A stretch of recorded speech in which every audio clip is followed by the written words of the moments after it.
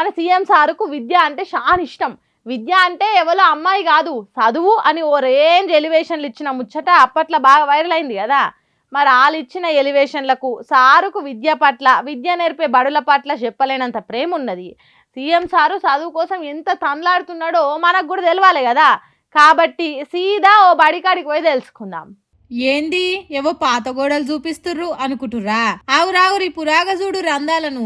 ఏడికాడికి పెచ్చులు ఊసిపోయిన పైకప్పులు, ఇటుక దాపు లేకుండా అమాంతం కూలిపోయిన గోడలు. సీఎం రేవంత్ సార్ సొంత నియోజకవర్గం అంటే గీ మాత్రం ఉండాలి కదా. అంతర్జాతీయ స్థాయిలో కార్పొరేట్ బడ్లకు ఏ మాత్రం తీసిపోకుండా ఆధునిక టెక్నాలజీని అందుబాటులోకి తీసుకొచ్చిన ఏక్దమ్ A1 స్కూల్ తీరుగానే ఉన్నది కదా.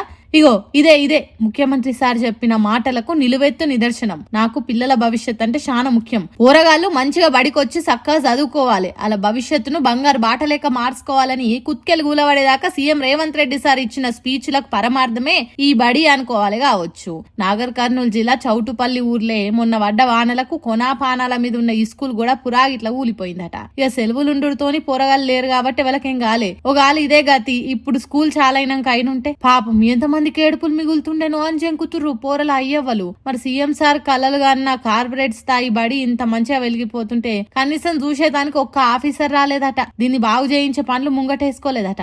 అందుకే సర్కార్ బడుల చదువులను గింత గొప్పగా తీర్చిదిద్దుతున్న కాంగ్రెస్ పార్టీ సర్కార్కు సీఎం రేవంత్ రెడ్డి సార్కు చేతులు ఎత్తి మొక్కుతుర్రట పిల్లగాళ్ళ అయ్యవ్వలు. ఇగో ఇదే సీఎం సార్కు విద్యకు నడుమ నడుస్తున్న ప్రేమ వ్యవహారమని ఎద్దేవో వేసుకుంటా అచ్చింతలు వేసుకుంటా అరుచుకుంటారు అంతా.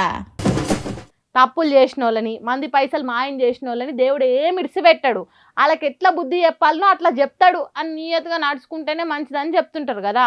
కానీ కాలమేమో కలికాలమేమో కానీ కొందరు ఎట్లా తయారయ్యారంటే గుడి చందాలను కూడా చల్లగా సైడ్ చేస్తుర్రట. అది కూడా దేశమంతటా చూసేటట్టు దేత్తడిగా కట్టిన అయోధ్య రాముని గుడి పైసలే. నమ్మతలేరా? ఈ ముచ్చట చూడండి. మోక దొరికితే గుడినే కాదు గుళ్ళె లింగాన్ని కూడా మాయం చేసేటోళ్ళు అంటారు చూసిర్రా. అగో అయోధ్య గుడి చందా ముచ్చట్ల అసొంటి మోసమే మోపైందని వస్తున్నది. రామచంద్ర అయోధ్య రాముని గుడి కట్టుట్ల నిధుల గోల్మాలైందట. భక్తులు భక్తితోని చందాలిచ్చిన కోట్ల రూపాయలు తొవ్వమలినే అనుకుంటా పడని ప్రతిపక్ష పార్టీలు కాదు అక్కడ బీజేపీ లీడర్లే చెప్తున్నారట. మొత్తం చందాలు నిధులు కొందరు పర్సనల్ గా వాడుకొని ఎన్ని ఆగం కథలు పడ్డారో మాకు తెలుసు గాని దానిక కొందరు మా పార్టీ బడా లీడర్లు ఉన్నారని చెప్పలేకపోతున్నా అనుకుంటా బీజేపీ మాజీ ఎంపీ బ్రిజ్ భూషణ్ సింగ్ అనుకొచ్చిండు. చందాలు లెక్క పెట్టే టీంలు ఉన్న ఒక ఆయన గుడి కట్ట ముందు మామూలుగానే ఉండే కానీ చందాల చేతులు పెట్టినాక భూములు కొన్నాడు. ఆర్థికంగా అసలు గుర్తు పట్టకుండా అయిపోయే వరకలా ఈ నిధుల మళ్లింపు నిజమేననుకుంటా సోషల్ మీడియాలో కూడా వాడి వేడిగా చర్చ నడుస్తున్నది. ఇక ఇవన్నీ అనుకుంటా చూసుకుంటా కూడా ఉత్తగుంటే భారతదేశం అంతా బదనామయ్యే ప్రమాదం ఉందనుకొని ఎంబటి అలర్ట్ అయిందట సీఎం యోగి ఆదిత్య.